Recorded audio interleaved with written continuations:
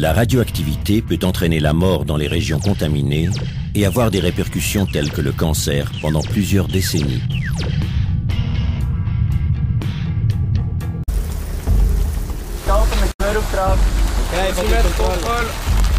Notre mission consiste à assurer la région menacée. Les contrôles au moyen de dosimètres nous protègent contre une exposition trop élevée aux rayons. Nos mesures de protection ont été ordonnées par nos cadres NBC en fonction de la situation. Ok, vous pouvez y aller. Nous présentons 3 scénarios potentiels qui représentent une menace pour nous et un risque pour la Suisse.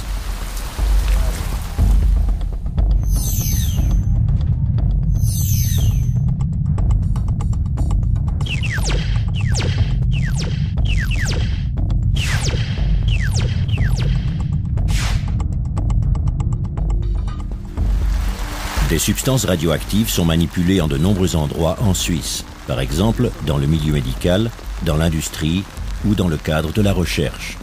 Elles peuvent être libérées suite à un accident, à un vol ou à une négligence, et une petite quantité suffit déjà à menacer la population et l'environnement.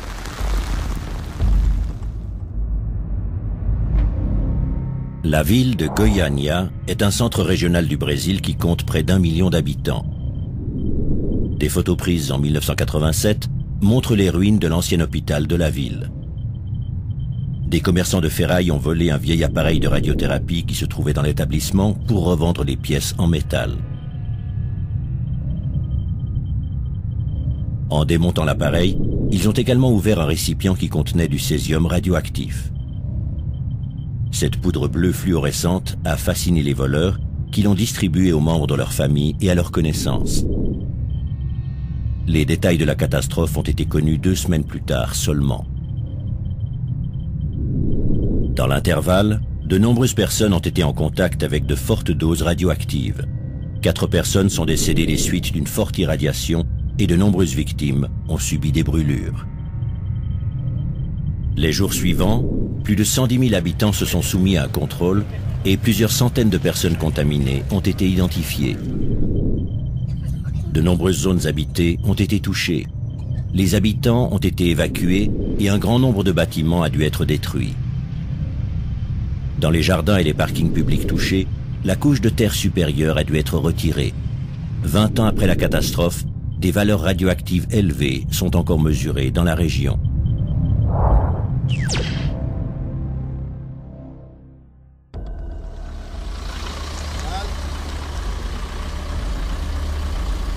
Les dosimètres des personnes qui se trouvent dans un véhicule de service sont contrôlés. Nous sommes engagés non loin d'une région contaminée, peut-être en raison d'une attaque terroriste. En effet, au vu des sources existantes dans le monde entier, les terroristes et les criminels sont susceptibles de répandre des substances radioactives à tout moment.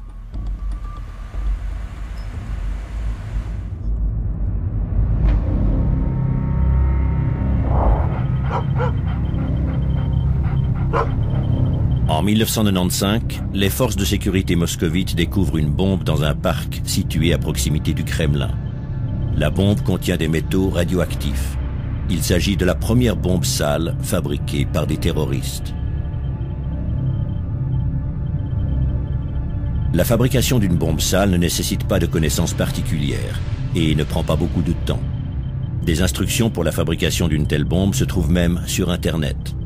Pour élaborer une bombe sale, 10 livres de substances explosives ordinaires et une poignée de césium radioactif suffisent.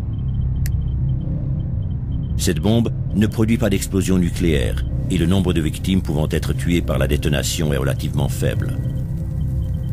Les terribles conséquences apparaissent plus tard seulement. Un nuage constitué de substances radioactives se forme quelques minutes après la détonation. La faible dose de rayons n'engendre aucune conséquence immédiate, mais représente un danger insidieux. Les rayons gamma riches en énergie abîment les cellules humaines et peuvent par exemple entraîner un cancer. Le risque de cancer peut augmenter dans la région touchée si aucune décontamination minutieuse et coûteuse n'est effectuée. Notre population et nos militaires pourraient aussi être un jour en contact avec L'armée suisse serait alors engagée pour procéder aux évacuations, pour assurer le service d'ordre et pour décontaminer la population et les infrastructures.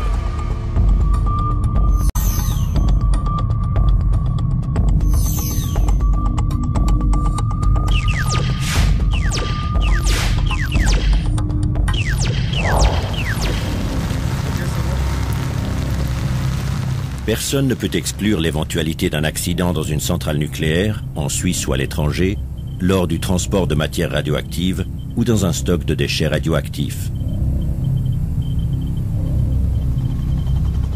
Le 26 avril 1986, le 4e réacteur de la centrale nucléaire de Tchernobyl, en Ukraine, a été entièrement détruit.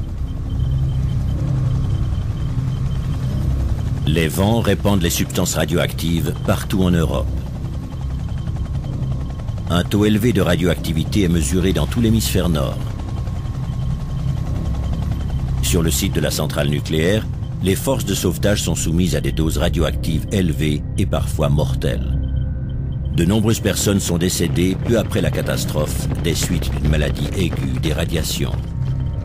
La contamination de l'environnement menace des millions de personnes. Les sols sont contaminés. Des substances radioactives seront plus tard retrouvées dans les aliments. Des centaines de milliers de personnes doivent être déplacées et de nombreuses victimes doivent rester dans des régions qui présentent un taux de radioactivité élevé. 20 ans après la catastrophe, une partie de la population souffre encore de problèmes de santé. Les enseignements tirés de la catastrophe de Tchernobyl et d'autres accidents ont permis de rendre les installations plus sûres sur le plan technique.